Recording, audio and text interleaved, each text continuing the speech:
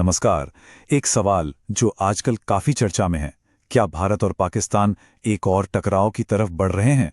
हाल की कुछ घटनाओं को अगर जोड़कर देखें तो एक बहुत ही चिंताजनक तस्वीर सामने आती है। तो चलिए इस पूरे मामले को और इसके पीछे के संकेतों को आराम से समझने की कोशिश करते हैं। तो सीधे मुद्दे पर आते हैं। जरा सोचिए, 2 अप्रैल 2026 की बात है। दिल्ली की सड़कों पर अचानक से युद्ध जैसे सायरन बजने लगते हैं। हाँ, आधिकारिक तौर पर तो ये एक सिविल डिफेंस ड्रिल थी, लेकिन इस एक घटना ने एक बहुत बड़ा सवाल खड़ा कर दिया है कि कहीं ये ऑपरेशन सिंदूर 2.0 की तैयारी तो नहीं। लेकिन ऑपरेशन सिंदूर 2.0 ये है क्या? अच्छा, इस 2.0 को समझने के लिए हमें पहले 1.0 को जानना पड़ेगा। यानी हमें देखना होगा कि आखिर 2025 में ऐसा क्या हुआ था जिसे ऑपरेशन सिंदूर का नाम दिया गया था। तो देखिए, 2025 में हुआ यह था कि 22 अप्रैल को पहलगाम, कश्मीर में एक बड़ा आतंकी हमला हुआ और इसके ठीक बाद भारत ने 7 से 10 मई के बीच ऑपरेशन सिंदूर लॉन्च किया। और ये कोई मामूली एक्शन नहीं था। हम बात कर रहे हैं पाकिस्तान के अंदर बहावलपुर जैसे इलाकों तक की गई डीप स्ट्राइक्स की। कहानी यहीं खत्म नहीं हुई। इसके बाद मई से सितंबर तक भारतीय एजेंसियों ने देश के अंदर आईएसआई के कई जासूसी नेटवर्कों का भंडाफोड़ किया। तो अब देख सकते हैं, ये सब घटनाएं एक कड़ी की तरह आपस में जुड़ी हुई थीं। तो ये तो थी 2025 की बात। अब आते हैं वर्तमान में, साल 2026 और उन सुरागों पर जिनके आधार पर ऑपरेशन सिंदूर 2.0 की बात हो रही है। आखिर क्या है ये सुराग? चलिए एक एक करके इन डॉट्स को कनेक्ट करते हैं। देखिए, 2026 में भी बिल्कुल वैसा ही पैटर्न दिख रहा है, बल्कि उससे भी ज्यादा तेजी से। दिसंबर 2025 में राजस्थान से शुरुआत हुई, फिर फरवरी और मार्च में पश्चिम बंगाल, तमिलनाडु, उत्तर प्रदेश, लगभग पूरे देश से आतंकी मॉड्यूल्स और स्लीपर सेल्स के पकड़े जाने की खबरें आ रही हैं। ये साफ दिखाता है कि अलर्ट का लेवल काफी बढ़ा हुआ है। और इन सभी गिरफ्तारियों के बीच 2 अप्रैल को रक्षा मंत्री राजनाथ सिंह का एक बहुत ही सख्त बयान सामने आता है। उन्होंने कहा, अगर कोई पड़ोसी दुस्साहस करता है तो भारत की कार्रवाई अभूतपूर्व और निर्णायक होगी। अब सुनने में ये एक राजनीतिक बयान लग सकता है, लेकिन इसकी टाइमिंग और संदर्भ को देखें तो इसे पाकिस्तान के लिए एक सीधी चेतावनी माना जा रहा है। सिर्फ इतना ही नहीं, पर्दे के पीछे भी हलचल काफी तेज है। प्रधानमंत्री लगातार कैबिनेट कमेटी ऑन सिक्योरिटी यानी सीसीएस की बैठकें कर रहे हैं। और एक और दिलचस्प बात हुई है। पश्चिम एशिया पर हुई एक बैठक में गृह मंत्री और रक्षा मंत्री दोनों मौजूद थे।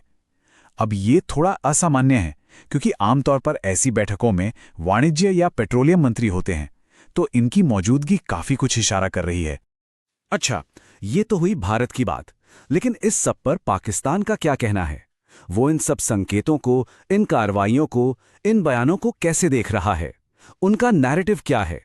आइए अब उस पर नजर डालते हैं। तो यहां ना 2 बिल्कुल अलग अलग नैरेटिव्स चल रहे हैं। एक तरफ भारत का कहना है कि ये सारी तैयारियां, ये सुरक्षा उपाय देश की सुरक्षा के लिए हैं, क्योंकि आतंकी खतरा वास्तविक है। वहीं दूसरी तरफ पाकिस्तान में एक अलग ही दावा किया जा रहा है। उनका कहना है कि भारत एक फॉल्स फ्लैग ऑपरेशन की योजना बना रहा है। मतलब कि भारत अपने ही कैदी आतंकवादियों का इस्तेमाल करके एक नकली हमला करवाएगा, ताकि उसे पाकिस्तान पर हमला करने का बहाना मिल जाए। तो इन सब चीजों का, ये गिरफ्तारियां, ये कड़े बयान, ये ड्रिल्स, इन सब का आखिर मतलब क्या है?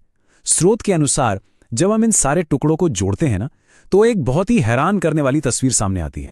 और यही इस पूरी थ्योरी का सबसे अहम पॉइंट है। ये जो सिविल डिफेंस ड्रिल्स हो रही हैं, वो हमला करने की तैयारी नहीं है, बल्कि ये हमले के बाद जो होगा उसकी तैयारी है। थ्योरी ये है कि भारत को लगता है कि कोई बड़ा आतंकी हमला पाकिस्तान से होने वाला है। उसके बाद भारत एक जवाबी हमला करेगा और फिर पाकिस्तान भी पलटवार करेगा।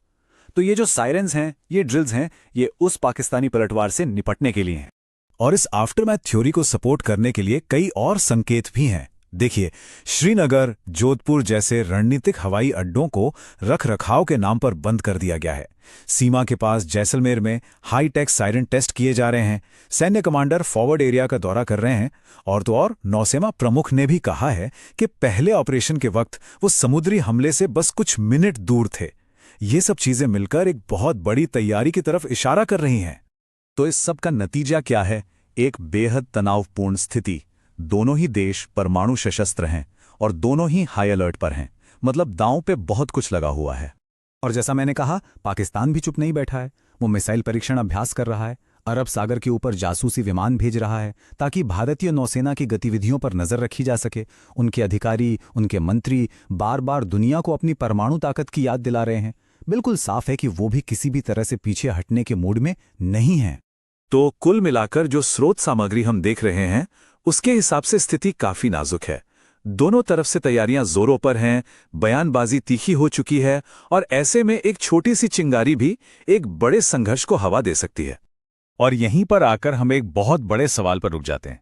शांतिकाल में, यानी जब जंग नहीं हो रही है, तब इस तरह की युद्ध स्तर की तैयारी करना क्या एक जरूरी सावधानी है, या फिर ये खुद एक खतरनाक उकसावा है जो उसी जंग को और पास ले आता है जिससे बचने की कोशिश की जा रही है?